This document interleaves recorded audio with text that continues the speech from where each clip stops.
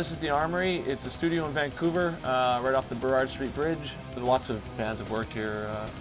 Everybody from AC/DC and Aerosmith and Van Halen to, you know, gosh, really everybody. It's like, it's kind of was, and still is, the biggest A room in Vancouver. That's a tracking room out there, and that's where we'll be doing all the recording of it. That's where Gene and Jed and myself and Dave will be set up. Byron is still on tour with Fear Factory, but he's going to be getting back, I think, on the 24th. It's the 20th today, so the 19th today. So we're all kind of putting this one together in a very strange way, but it's, man, this record's going to just fucking kill. Jesus. It's so good to, like, kind of embrace the inner freak that I think we all are.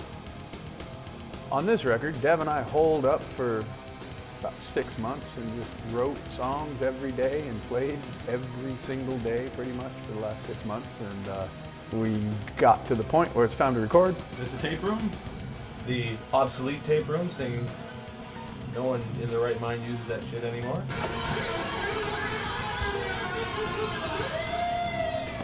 As opposed to stressing about the job, right? Just like make it like a party, basically.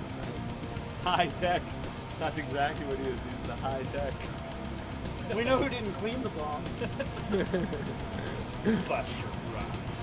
Like, everybody should come into the studio going, man, we're gonna just fuck shit up, right? And at the end of the day, you know, we're gonna have creative product out of it that we can be proud of, that really says this in a lot of ways. And I think ultimately that's what this band is about. It's just like, man, look at this wicked studio. Look at all this great gear. Let's abuse it. You know what I mean? Let's, like, take that strip that, you know, you're not supposed to make go red and make it go fucking crimson. You know what I mean? Like, just because there's going to be a sound that comes from abusing things that is like a traffic accident. You know what I mean? As you're driving by, you're like, boy, those people are really fucked. You know what I mean? And it's produced well enough that you can really hear how fucked they are. And this record is going to be really fucked already. I kind of handle a lot of the technical end of it and make sure everything's running smoothly. And he's the boss. This is where it's at. This is, you know, this is probably the coolest band in Canada, if not maybe North America or the world. These are the records that you look forward to, is these ones, because they're so much fun. Everybody's really good at what they do, and the end product is always exciting. So, like, all of these mics right here will definitely be used for me. Those, so 1, 2, 3, 4, 5, 6, 7, 8, 9, 10, 11, 12, 13, at least 13, and I know there's going to be probably, you know, 6 more. I think we mic'd up 19 on the last time, so. We've got, you know, I don't know, 30 some mics or whatever. We've, you know, 30 on, you know, among everything out there. And what we're going to try and do is blend those down into a reasonable number, maybe 12-ish track-wise, and get some pretty solid drum sounds happening. And then afterwards, we'll overdub everything else. We all sit here in our room. This is my little area, for instance, and I have my headphones with, and I have the kick drum, the snare drum, a couple of guitars, and the keyboards. We just have our own mix, and we jam live in the room. Of course, our amps are in other rooms and stuff. And we just jam the songs out, and Gene lays down his drum tracks, and when that's done and we're satisfied with what he's done, and he's satisfied with what he's done, then we move on to somewhere else to do the rest of it. Sean sits in here with Rob and Christina and the other people, Brian, who's taking care of like the technical aspects of it, and they oversee that all the recording levels and all the microphones are sounding fine. There's no distortion. You know, everything is sounding consistent. The levels are going to tape, or like they're all like both the overhead mics are the same volume and the compression is equal, and all the technical things, the phasing of the microphones. It's like making sure everything is working right. Their job is to maintain that, so we don't have to think about it. So when we're in there performing, we have a click track, which is like a constant signal that signifies to us where the beat is, and it changes according to the song. We have a program to move within the song. We listen to that, perform the song the best of our ability, try and get into the best headspace, and we come back in here, and by that time, Sean and everybody else has backed up the session, so there's no risk of losing it, and the whole works. It's like above and beyond the technology is the humanity of it, that you got to have a good group of people and a good group of friends around you that you can trust.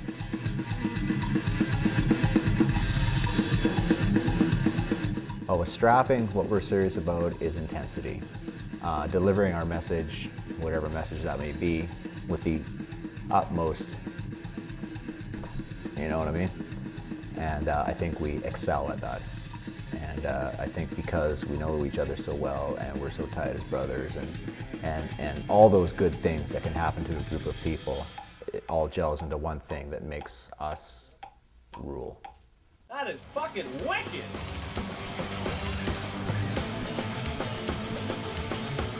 It's my job to get eyes a popping and jaws a dropping.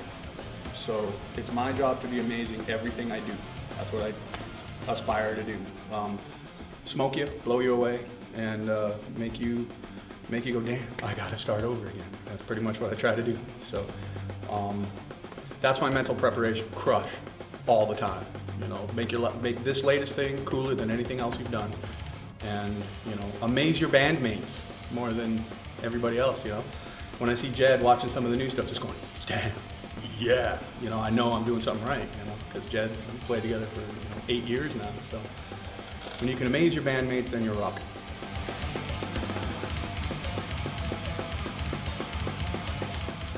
They were looking for someone to play on the new album, so Dev asked me if I could do keyboards for the Strapping album. So. Keyboards make the songs just like that much more insane. Like you get like keyboard lines following guitar parts and big pads and crazy samples. It's just like so much more heavy. I guess Cinestir making them sound evil.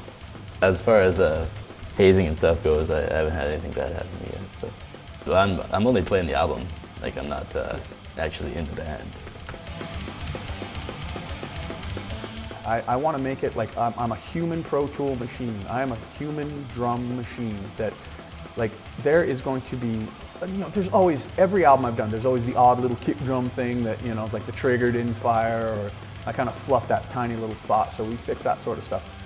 But, like, I'm sure it's evident in some of the playbacks and watching this stuff, you know, I'm nailing everything on this record, and that's just, that's quality, you know. It's like you just, I refuse to kind of get close and then go, oh hell, we'll fix it in the mix, you know, because that's just not the way to do it. You know, right now you've got to, your drummer has to be killer, and I try to be, you know, as killer as I can be, and I'm really proud of myself on this one, you know, because this is slamming stuff.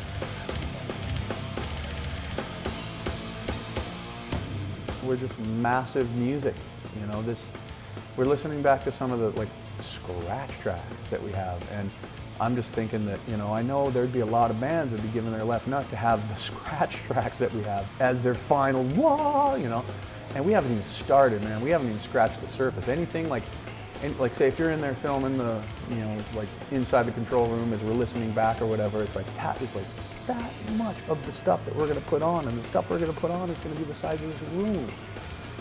And so it's just complete cosmic enormity of chaos and music and glory. This whole album is so glorious sounding that it's, I don't even give a shit if you like it or not, man. Fuck you if you don't, but I love it.